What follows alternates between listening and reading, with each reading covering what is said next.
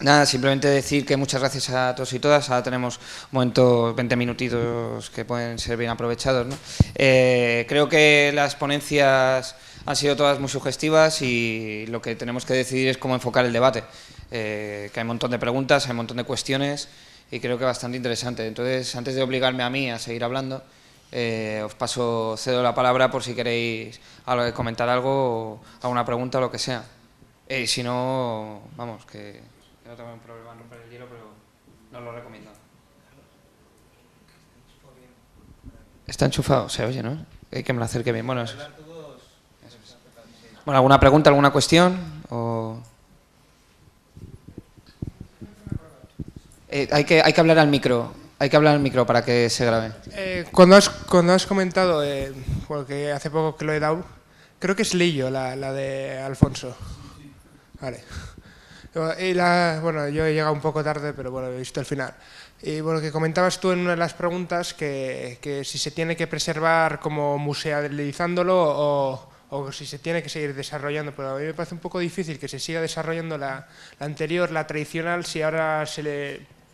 Por ejemplo, si la anterior agricultura pues se hacía, yo qué sé, con un burro, por decirlo, si ahora se quiere preservar eso y ahora está también el tractor, pues como que igual, aunque esté la tradicional, igual al ganadero ya que se ha acostumbrado a hacerlo con el tractor, igual le dices, vale, tienes que seguir con la tradicional, pero igual a él no le conviene, o igual sí por tradición, vale, lo consideramos como tradición, pero bueno, igual no nos compensa, igual, no sé.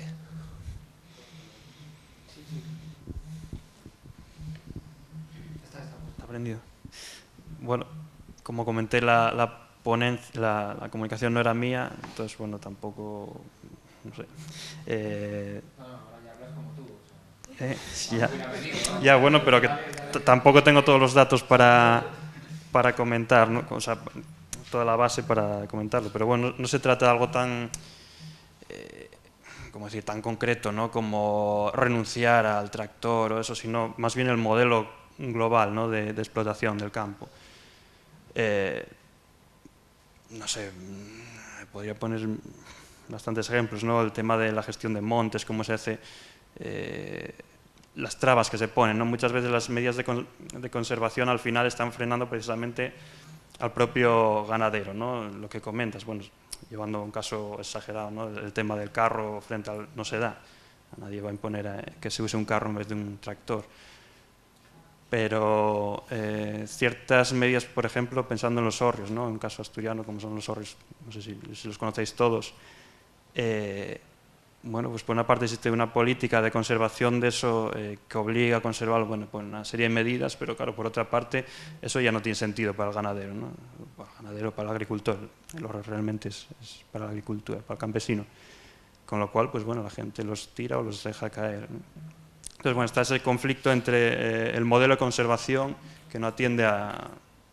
que está basado en unos principios inmovilistas, como comentaba en la ponencia Pablo, y que no favorece tampoco unas dinámicas internas de evolución de ese campo, ¿no?, pero unas dinámicas que se produzcan desde el propio campesinado, ¿no? Se intentan dirigir desde arriba, y ahí es donde empiezan los conflictos. Antes de... Yo tenía otra pregunta, bueno, no sé, igual estoy acaparando. Que cuando estabas comentando lo de que se estaban abandonando por las nuevas políticas y demás, pues has comentado que estaban casi derruidos y demás, y porque la mayoría de la población se había ido a las ciudades y así, y comentabas lo de los que solo se estaban haciendo pues por el turismo rural y así, que eso lo estás comentando como si fuera algo negativo y no sé, yo por lo que he visto normalmente se suele hacer eso para que se dé a conocer esa parte que hasta ahora no se conocía, ¿no? Quiero decir, si no estuviera ahí el centro rural, igual mucha gente no iría a ese poblado, quiero decir. Igual, no sé.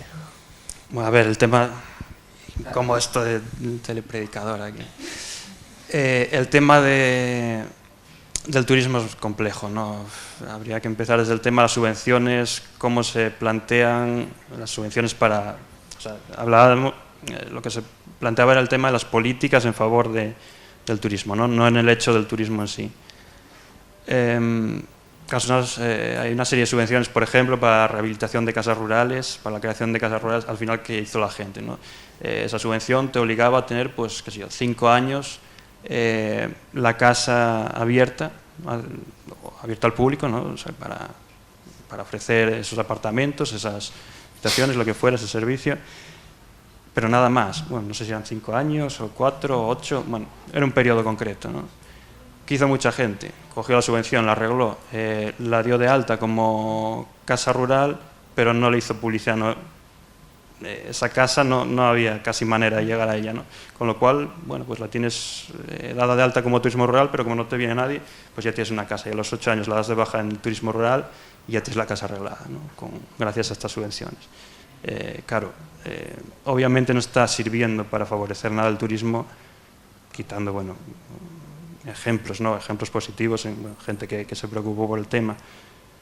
Pero bueno, como ese caso, pues hay muchos, ¿no? De cómo estas políticas turísticas no están funcionando, ¿no? Y además no se está contando tampoco con la participación ciudadana. Bueno, pues enlazando un poco con todo lo que hablamos, con la Xurxo y con las jornadas que tuvimos todavía hace poco allí en Asturias, del problema de que es algo dirigido desde arriba. Bueno, tenemos todo el tema de planes líder, de todo esto supuestamente para el desarrollo del campo, que al final pues nombra a los políticos, a una serie de expertos que se supone que van a venir aquí a solucionar el mundo, a solucionar el campo, pero sin tener en cuenta que, bueno, en ese campo vive una población que es la que lleva siglos gestionando ese paisaje, ¿no? Entonces no tiene mucho sentido quitar la gestión, que bueno, es lo que se está haciendo en muchos casos, ¿no? De la administración se está apropiando de montes que eran comunales para dejarlo, bueno, o sea, si quitas al gestor natural, no puede funcionar, ¿no?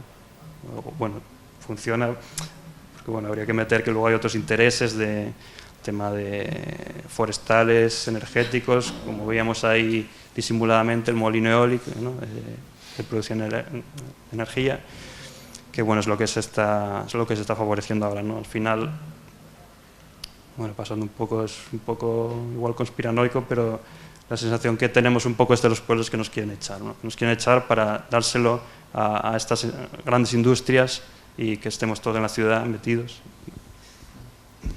Sí, enlazando. Vale.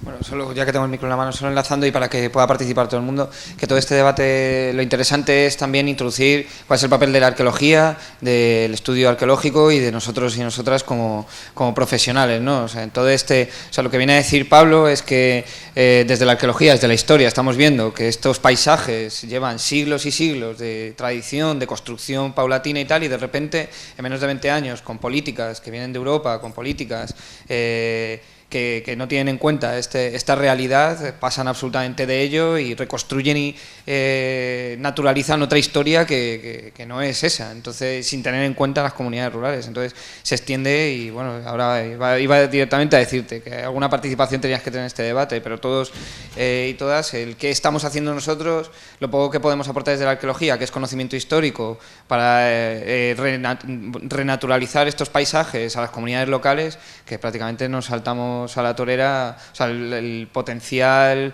que tiene la arqueología directamente ni lo utilizamos. Entonces, preguntarnos cuál es el papel que puede tener en todo este discurso la arqueología, porque nosotros estamos, en cierta medida, somos arquitectos, estamos reconstruyendo paisajes y esa realidad la estamos olvidando y además se reutiliza, se desnaturaliza y de forma gratuita y con consecuencias gravísimas. El tema de Asturias, pues lo que cuenta Pablo, pero Patri y toda la zona de Cea, los que conocéis el Valle del Duero, pues la concentración parcelaria de los 80 y tal ha destrozado patrimonio de una manera salvaje y los arqueólogos que podíamos haber hecho algo entonces y tal, pues bueno, el papel ha sido cuestionable, vamos a dejarlo ahí. Quiero decir que esta realidad se repite en todos los lados, lo que pasa es que bueno, en Asturias pues sí, es su problemática concreta y los que estuvisteis ayer en la charla de Xurxo, que viene al caso totalmente, pues en Galicia. No, yo iba a decir que en Andalucía hay una agencia de desarrollo local que no es que sea la panacea ni hayan solucionado ningún gran problema, pero sí que actúan funcionan con arqueólogos, con etnólogos, que están en el mismo pueblo y, estaban, porque la crisis nos ha tocado a todos, ¿no? Pero, sí que estaban funcionando muy bien, sea dentro de la arqueología, pero utilizando como mano de obra a la gente del pueblo, a la gente tal. Se ha hecho muchas cosas en castillos que estaban prácticamente cayéndose, pero involucrando a toda la población, desde el momento de la excavación hasta en proyectos de turismo, hasta la difusión con fiestas que a lo mejor no estamos tan de acuerdo, porque se puede manipular un poco la historia, pero que son muy viables porque la gente empieza a hacer de su historia algo propio, y eso es importantísimo. O sea, nosotros somos muy puristas, y yo estoy empezando a dejar de ser tan purista. O sea, tenemos que hacer algunas concesiones, aunque no nos guste. Os voy a poner un caso que estamos trabajando actualmente en un pueblo que se llama Sabiote. Es precioso, tiene una muralla y tiene un castillo medieval, renacentista y todo esto. El alcalde lo único que quiere es potenciar sus fiestas medievales, ¿vale? Y por supuesto meter los caballos en el castillo recién restaurado. Nosotros poníamos el grito en el cielo, está recién restaurado y mete los castillos, y mete los caballos. Bueno, los caballos se han metido. Pero es que es importante que el pueblo sienta que es suyo. Entonces, a lo mejor el que se rompa una piedrecita de eso que se ha restaurado no es tan importante como que el pueblo sienta que es suyo y lo pueda defender. Estamos acostumbrados tanto a defender nuestra ciencia, que olvidamos que lo importante es que los demás no lo asuman como ciencia, sino como suyo. El caso de Mardoquíes Bajo, la mayoría de las imágenes que habéis visto son de visitas guiadas, visitas durante la excavación. La excavación duró más de un año y hubo muchísima gente que se quedó fuera. Pero llevábamos excavando desde el 95, y estoy hablando de 2007, y la gente de Jaén no sabía lo que era Mardoquíes Bajo. Entonces llegaban los de la Escobilla y están parando la urbanización y está. Cuando tú le enseñas a la gente lo que realmente haces y la historia, la gente lo hace suyo, y la gente protesta porque se vaya a destruir ese yacimiento. Entonces, a lo mejor tenemos que dejar de ser tan puristas, seguir haciendo nuestras publicaciones, todas esas cosas, pero tenemos que hacer concesiones. Y esas concesiones significan que entren los caballos dentro del castillo. Por ejemplo, ¿no? Tampoco podemos hacer muchas concesiones, porque si le damos a los políticos la mano, nos quedamos sin yacimiento, ¿no? Por ejemplo, otra cosa me pasó en Úbeda, ¿no? En Úbeda, no sé si la conocéis, excavamos una cosa impresionante que no se sabía que existía, un palacio renacentista que se queda a medio hacer.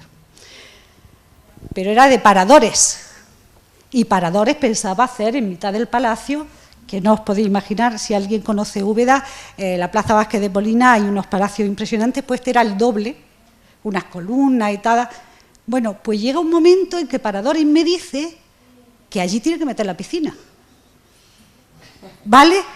Entonces, no podemos hacer ese tipo de concesiones, ¿no? Pero sí podemos hacer pequeñas concesiones. Bueno, que yo lo pillo.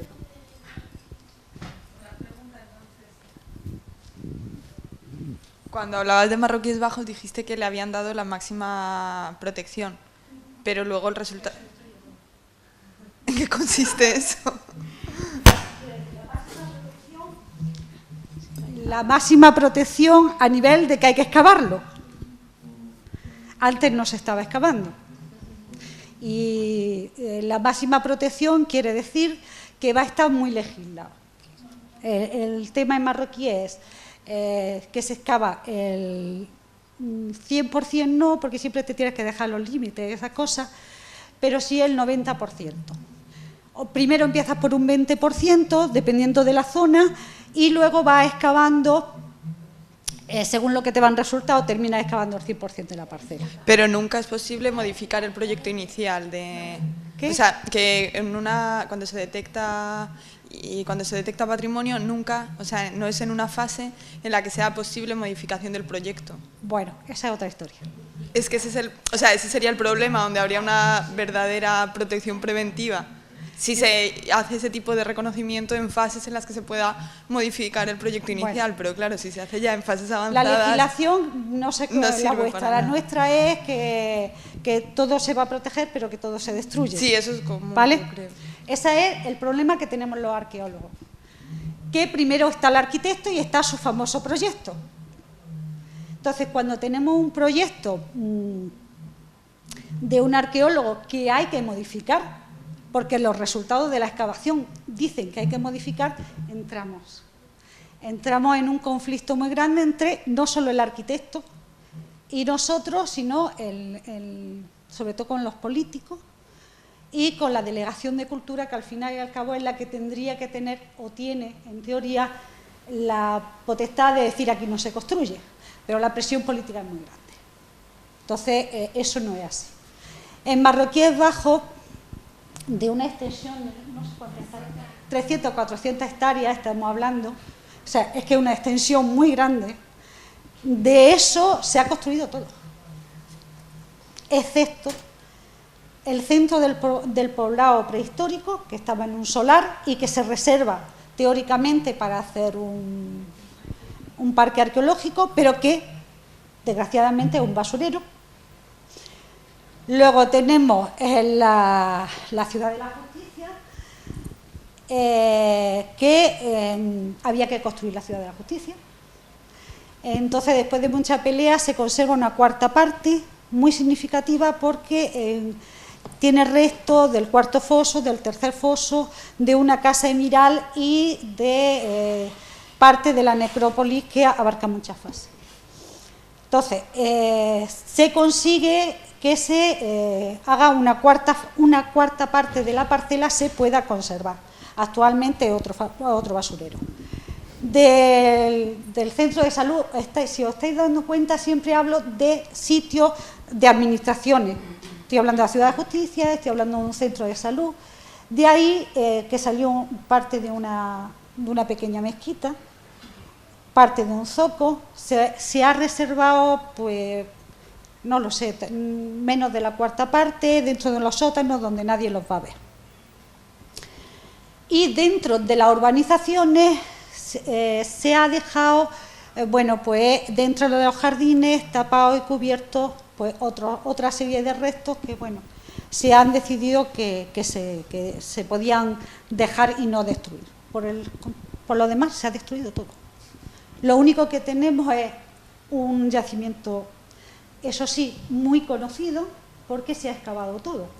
Otro problema que tampoco estamos hablando, cuando estamos hablando de urbanas, no estamos hablando de yacimientos gestionados desde la administración o de la universidad, donde se puede organizar, aquí cada uno excava con su método, o sea, supervisado por cultura, pero cada uno excava. Quiero decir, yo puedo excavar este solar y una muralla para qué, y de pronto resulta que en el solar de al lado no hay nada, porque todos conocemos que todos los arqueólogos no somos iguales. Y ahora no tanto, pero en el momento del boom económico había mucho dinero por medio. Y es mucho más fácil presupuestar un solar diciendo voy a durar una semana y por supuesto voy a meter la máquina, que voy a durar un año y el solar no es para ti, es para el de la semana. Las cosas son así y ese es nuestro problema. Bueno, ya lamento dejarlo aquí. La verdad es que se estaban abriendo líneas súper interesantes, pero bueno, tenemos muchas guías por delante y